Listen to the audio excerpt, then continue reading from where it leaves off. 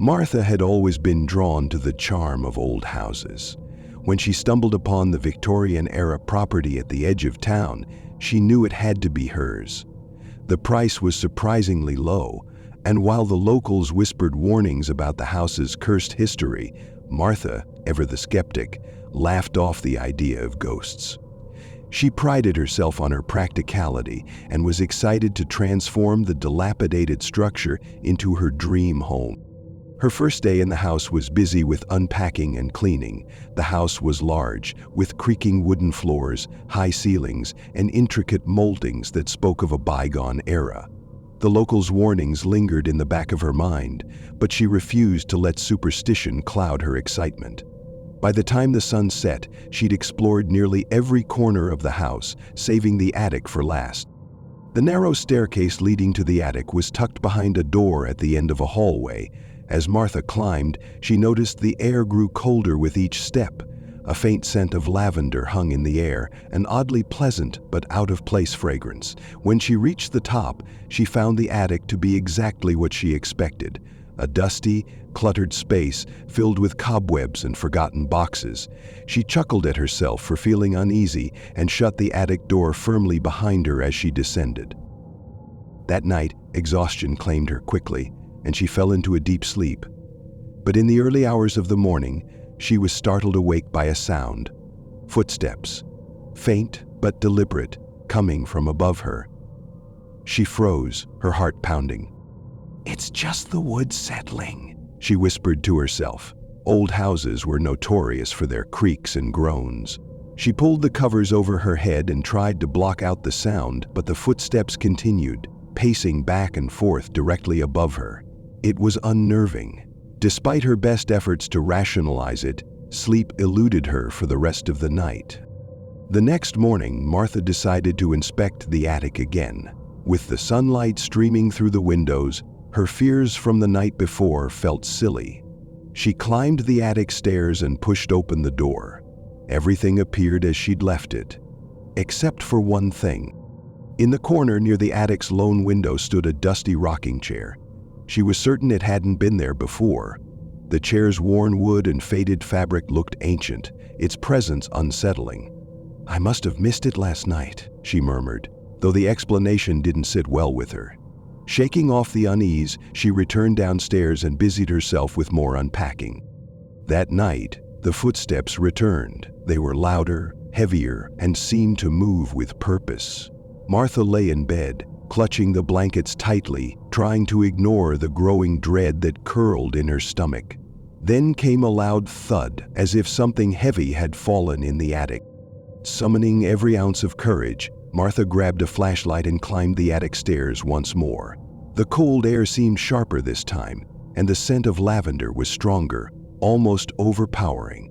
As she reached the top, her flashlight beam swept across the room and landed on the rocking chair. It was no longer by the window. It was now facing her, directly in the center of the attic, swaying gently as if someone had just risen from it. Martha's breath caught in her throat. She stepped back, her legs trembling. A cold breeze brushed past her, sending a shiver down her spine. Then she heard it, a faint whisper, so soft it was almost drowned out by the pounding of her heart. "Why did you come here?" The voice was low, chilling, and unmistakably angry. Martha dropped the flashlight in her panic and bolted down the stairs. She didn't stop running until she was outside, gasping for air, the night's chill biting at her skin. She stood in the yard, staring up at the attic window. For a moment she thought she saw a shadow pass behind the glass, but she couldn't be sure. She didn't wait to find out. The next morning, Martha packed her belongings and left the house for good. She didn't bother to lock the door or even notify the realtor. She wanted nothing more to do with the property. When friends and family asked her why she'd abandoned the house so quickly, she refused to speak of the events. She sold the house at a loss, unwilling to set foot inside again. The new owners moved in a few months later, unaware of the house's reputation, but they didn't stay long. Within weeks, they began reporting strange occurrences: footsteps in the night, cold drafts with no source, and the unmistakable scent of lavender. One family member claimed to have seen the rocking chair move on its own, its rhythmic creaking filling the attic late at night. Terrified, they moved out, leaving the house abandoned once more. To this day, the house remains empty, its windows dark and its yard overgrown. Locals avoid it, claiming they've seen lights flicker in the attic or heard whispers when walking past. And though no one dares to enter, those who linger too long outside often claim to catch the faint scent of lavender in the air, a ghostly reminder of the restless spirit that still resides within.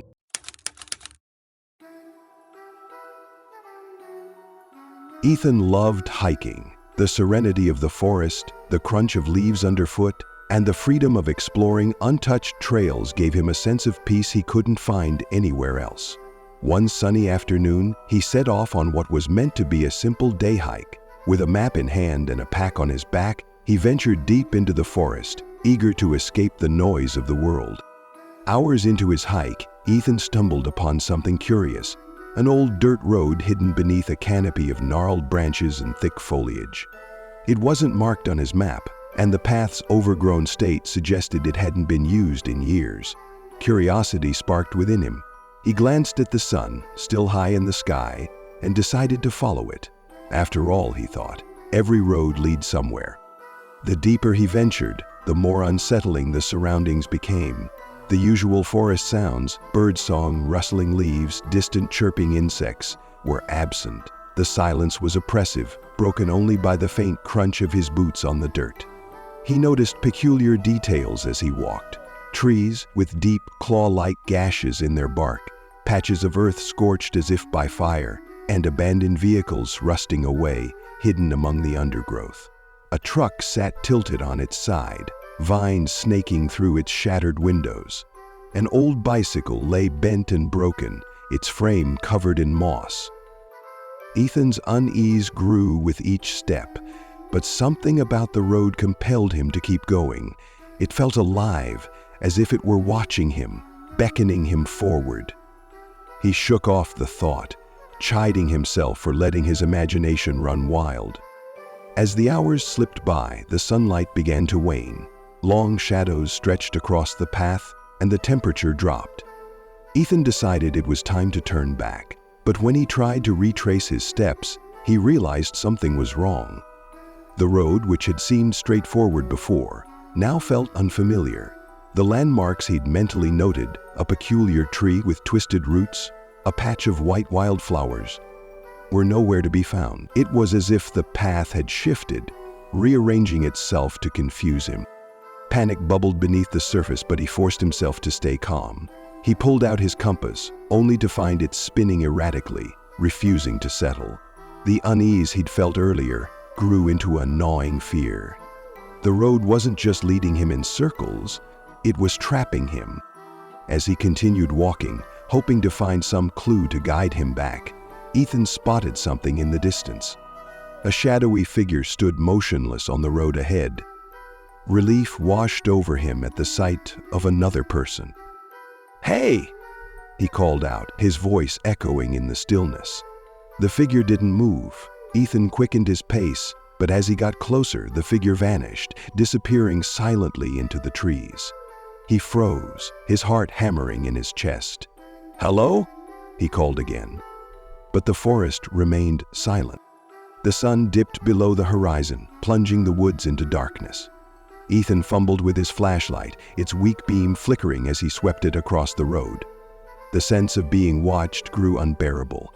Every rustle of leaves and crack of a branch sent him spinning, his light searching for the source of the sound. He needed shelter. Just as his fear threatened to overwhelm him, he spotted an old cabin at the edge of the road. Its wooden walls were weathered and the roof sagged under the weight of years of neglect. But it was shelter. Ethan hesitated for only a moment before approaching. The door creaked loudly as he pushed it open, the sound echoing into the empty night. The interior was as unsettling as the road itself. The walls were covered in strange carvings, symbols he didn't recognize, crude depictions of faces twisted in agony, and words scrawled in a language he couldn't understand. A single chair sat in the corner, its seat worn and splintered. On a small table rested a journal, its leather cover cracked with age. Ethan's trembling hands opened it, revealing page after page of frantic writing. One phrase stood out, repeated over and over. "The road doesn't let you leave." Ethan's stomach churned as he read. The journal spoke of others who had found the road. Hikers, travelers, even families. None had managed to escape. The final entry read, "If you're reading this, it's already too late." A sudden knock shattered the silence. Ethan's head snapped toward the door. The knock came again, louder this time. His flashlight beam trembled as he turned toward the nearest window. Outside, the shadowy figure stood, its outline barely visible in the faint moonlight. But now it was closer. Ethan's breath came in short gasps. He backed away from the window, clutching the journal like a lifeline. The knock turned into pounding, the door rattling on its hinges. Then, with an agonizing creak, the door began to open. "Stay back!" Ethan shouted, his voice cracking. The flashlight flickered and died, plunging the room into darkness. A cold wind rushed in, carrying with it a faint whisper Ethan couldn't understand. The pounding in his chest drowned out all other sound as he stumbled toward the back of the cabin, searching for an escape. His fingers brushed against a latch, and he flung open a small, rotted door that led outside. He ran. The trees blurred around him, their twisted branches clawing at his clothes. His lungs burned, his legs ached, but he didn't dare stop. The whispers followed him, growing louder, more insistent. It wasn't until he tripped and fell to the ground that he realized the whispers had stopped. The forest was silent once more. Ethan pushed himself up, glancing around. The road had disappeared, replaced by an unbroken stretch of dense trees. He was lost, completely and utterly. His mind raced, replaying the journal's ominous warning. "The road doesn't let you leave." Days later, search parties found Ethan's journal near the abandoned cabin, its pages damp and smeared. The final entry was hastily scrawled, almost illegible. "It's watching me. Don't follow the road." Ethan himself was never found. Locals say the road still exists, hidden deep within the forest. Those brave or foolish enough to seek it out often return with tales of eerie silence and shifting paths. Others don't return at all, and on quiet nights some claim to see a shadowy figure standing at the edge of the trees, waiting for the next traveler to wander too far.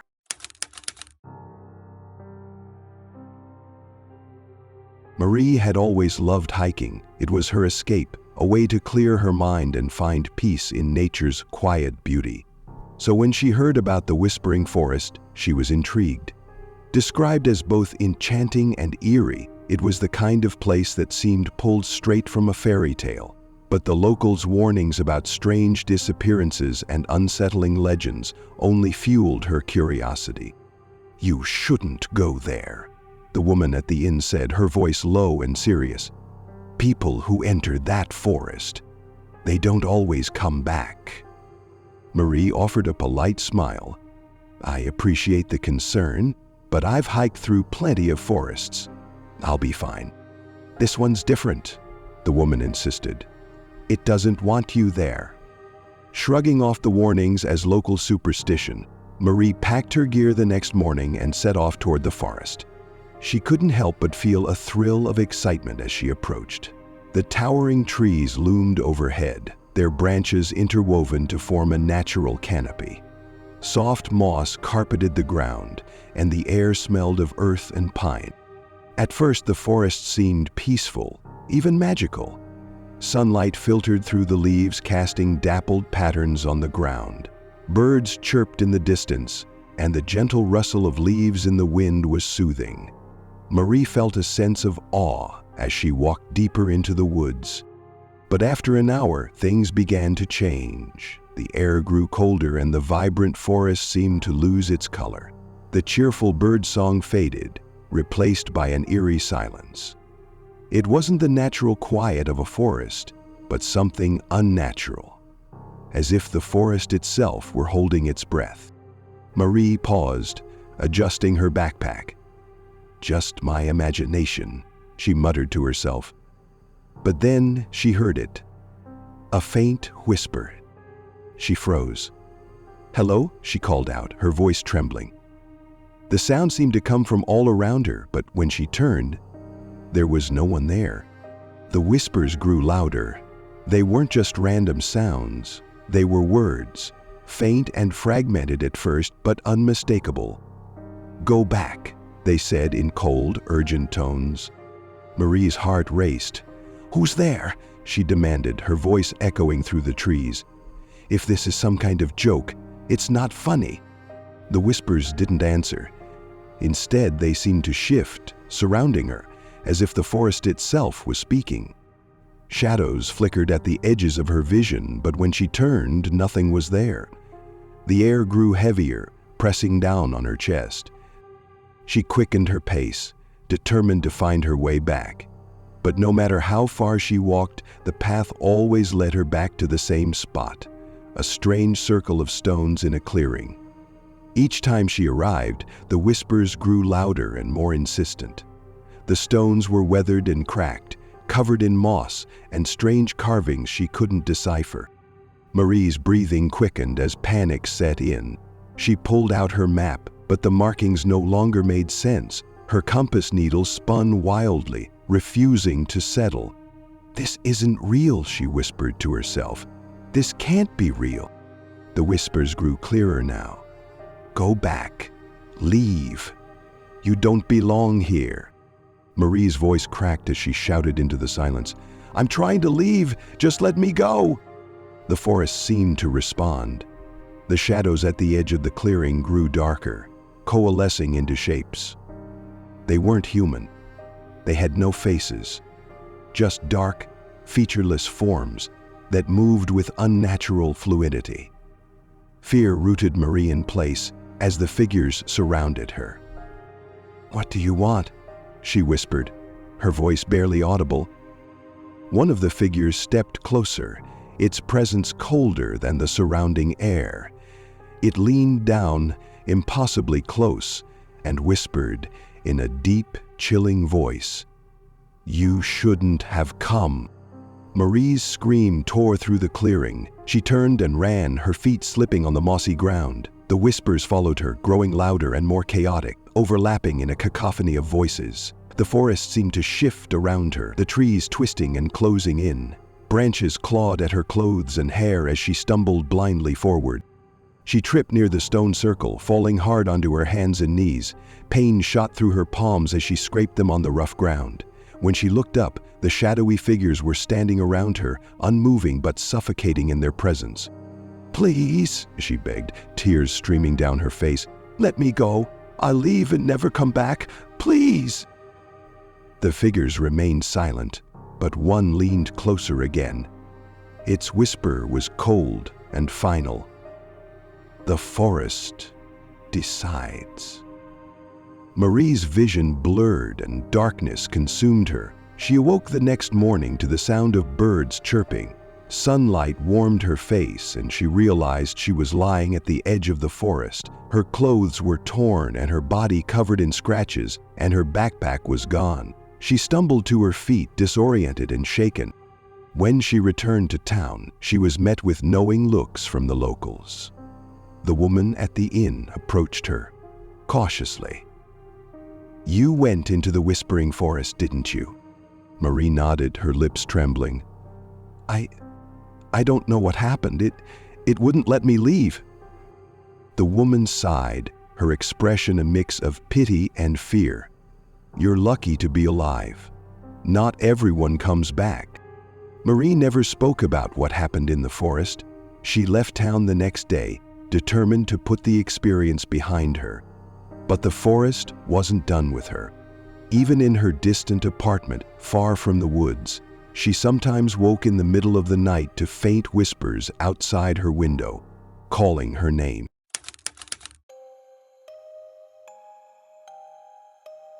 David had been driving for hours that night, the monotonous hum of the highway stretching endlessly before him. The late hour and his growing exhaustion made every mile feel longer than the last. When he saw the dimly lit sign for a small roadside motel, he didn't think twice. It was old and unassuming, the kind of place he usually avoided. But fatigue left him no choice. The receptionist, a frail elderly man, barely looked up from his desk when David entered. The air in the lobby smelled faintly of mildew, and the overhead light flickered sporadically. Without a word, the man handed David a tarnished key labeled 303.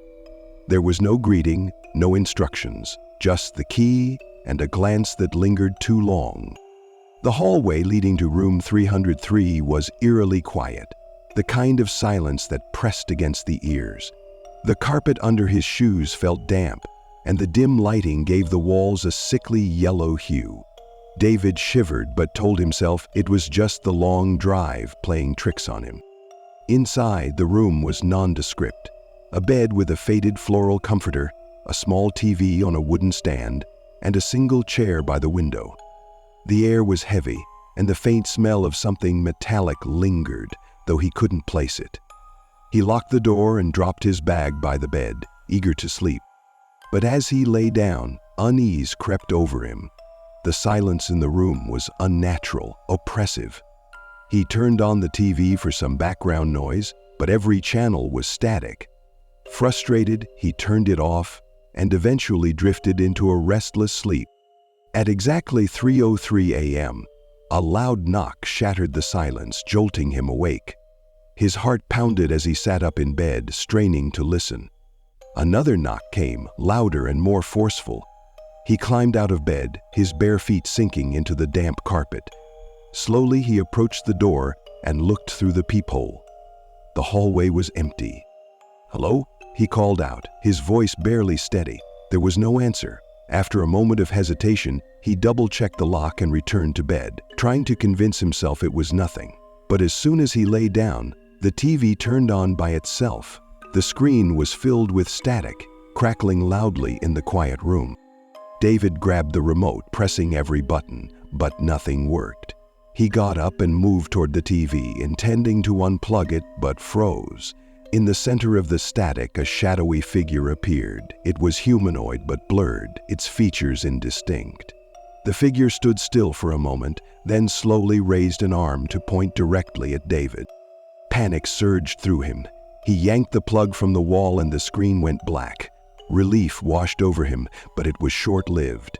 The knocking started again, this time faster, more desperate. It echoed through the room, coming not just from the door, but from the walls themselves. "Who's there?" he shouted, his voice cracking. The knocking stopped. The silence that followed was deafening, heavy with dread. Gathering his courage, he approached the door and swung it open. But instead of the hallway, he saw another room, 303, identical in every way, same bed, same chair, same TV.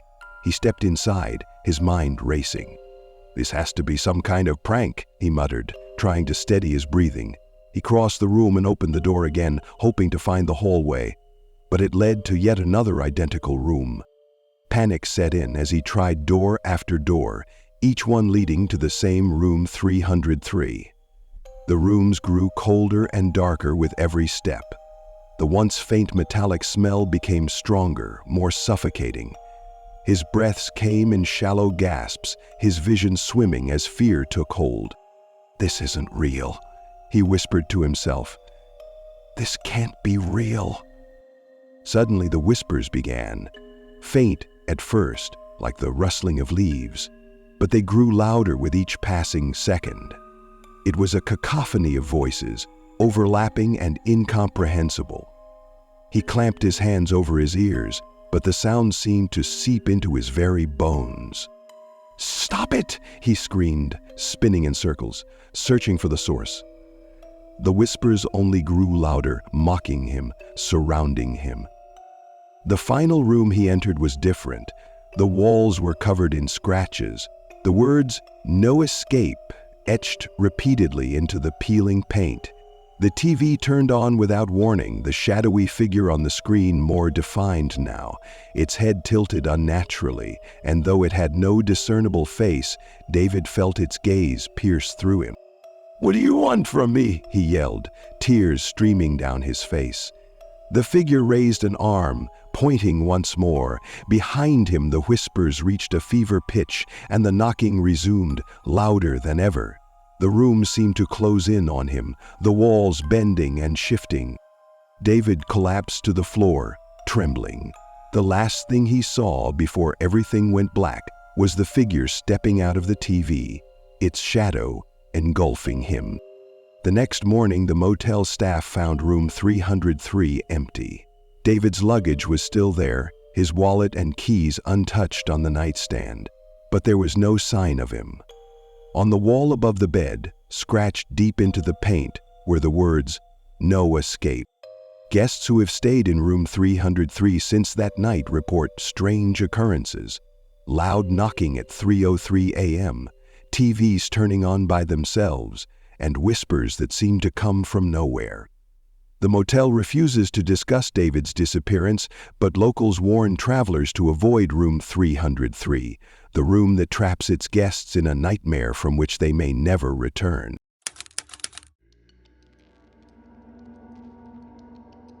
Anna had just moved into a cozy little house in a quiet neighborhood. It was an old house, but she loved its charm. The creaky floors, the big kitchen, and especially the large windows that let in plenty of light during the day. At night, however, those same windows felt unsettling. On her first night, Anna sat in the living room, unpacking boxes and enjoying the peace.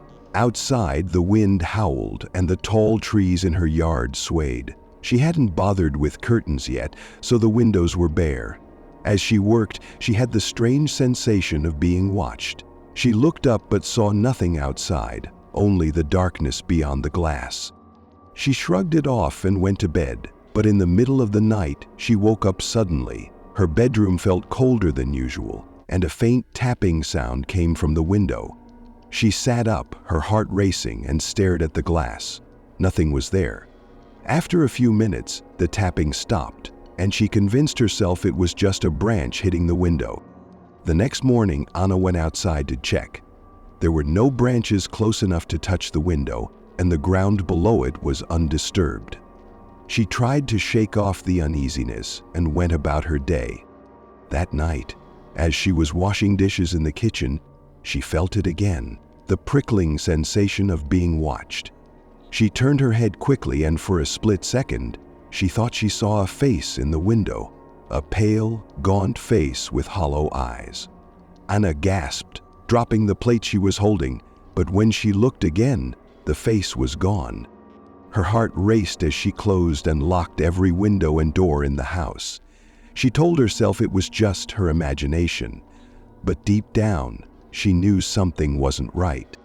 At 2 a.m., Anna woke up to the sound of footsteps, slow and deliberate. They weren't inside the house, but outside, circling the walls. She froze in bed, clutching her blanket, too scared to move. The footsteps stopped near her bedroom window. "Who's there?" she whispered, her voice trembling. A shadow passed by the window, and then she heard it. A low, raspy voice whispering her name. Anna. She bolted out of bed and grabbed her phone, dialing the police. They arrived within minutes and searched the property but found no one. The officers reassured her that it was probably just a prank and advised her to get security cameras. But the whispers didn't stop. Every night, Anna would hear her name, sometimes from the windows, sometimes from the walls. One night she built up the courage to look outside again. She peeked through the curtains, and there it was. The pale face staring back at her from inches away. She screamed and slammed the curtain shut, calling the police again. This time, they searched thoroughly and found something chilling. Muddy footprints outside every window, leading to the front door. The footprints stopped there, but no one was inside. Anna moved out the very next day, leaving everything behind. The house is still empty, its windows boarded up. but neighbors claim to see a pale face staring out of the upstairs window on stormy nights.